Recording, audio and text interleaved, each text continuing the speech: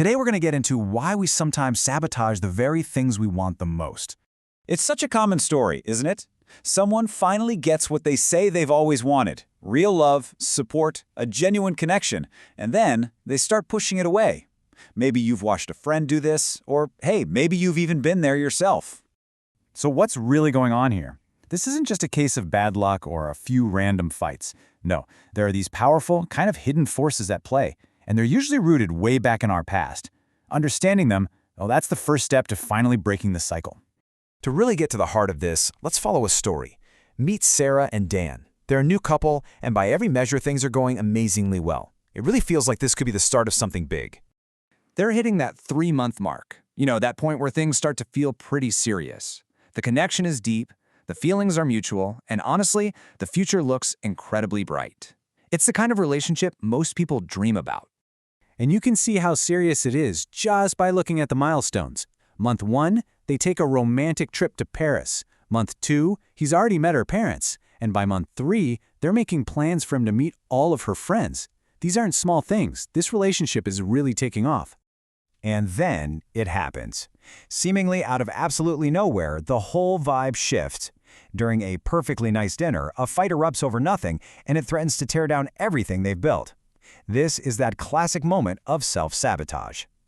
This is the grenade Dan tosses into the conversation. Right in the middle of dinner, he accuses Sarah of being sarcastic about his taste in books. And you can just imagine, Sarah is completely stunned, totally blindsided.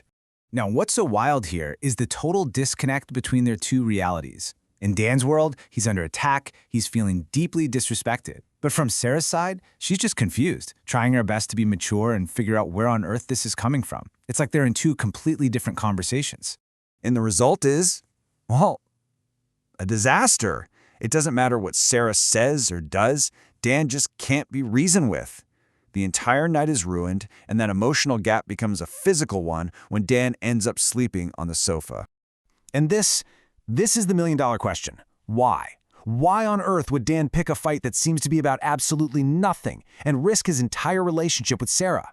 On the surface, it seems totally crazy, but believe me, there is a kind of logic at work here. It's just hidden deep down. To understand why Dan is acting this way, we can't actually look at Sarah. We have to rewind the clock way back. We have to go back to his childhood to find the real source of this pain. And this is the most important thing to get. Sarah didn't do anything wrong here. She's just the person who happens to be standing there when this deep old wound gets triggered. The real conflict, the real problem, it's rooted in Dan's relationship with his mother from decades ago. Something that happened way back then is casting a huge shadow over his life right now. See, when Dan was a little boy, his mother was emotionally distant, maybe uninterested. And to survive that, he built a personality that could handle being alone. He learned that affection probably wasn't sincere. And the most tragic part? A partner who is unavailable and a little bit cold, that actually feels familiar to him. It feels like home.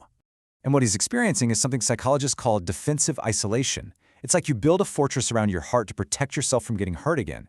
But the problem with a fortress, right, is that while it keeps pain out, it also keeps love out. So when real, genuine affection like Sarah's shows up, it feels like a threat to the walls. So let's dig a little deeper into the psychology of this, because it seems so backwards. For someone who has been deprived of something for a long time, finally getting it can feel, well, almost unbearable.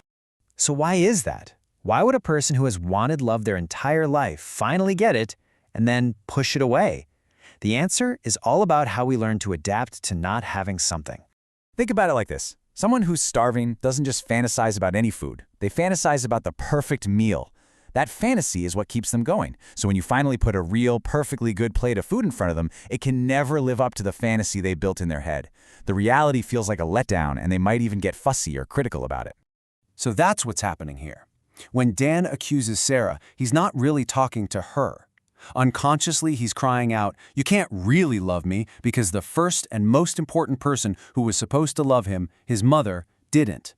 He's projecting that old wound right onto Sarah. So is there a way out? How do you break free from a pattern like this? How can someone like Dan escape the pull of his own history and finally accept the love that's right there in front of him? Well, first, we have to see the behavior for what it truly is. The sabotage isn't malicious. It's actually a tragic, twisted attempt to control the outcome. In his mind, it's better for him to crash the relationship now than to be surprised by abandonment later. He's trying to get ahead of the pain he's convinced is coming. There's this quote from psychotherapy that just hits the nail on the head. You really can't disconnect your present from your past. The way you experience love today is always going to be filtered through how you were loved way back when. And if that first love was broken, that brokenness is going to show up again. And that really leads us to the biggest takeaway of all. Awareness is everything. You can't change what you don't understand. If we want to be free from these sad patterns, we have to first find the courage to actually look at our past and understand how it shaped us. So, I'll just leave you with this question to think about. Our histories are powerful, no doubt about it, but they don't have to be a life sentence. With a little bit of understanding, maybe that gate of the past isn't a barrier at all, but a doorway to a much healthier future.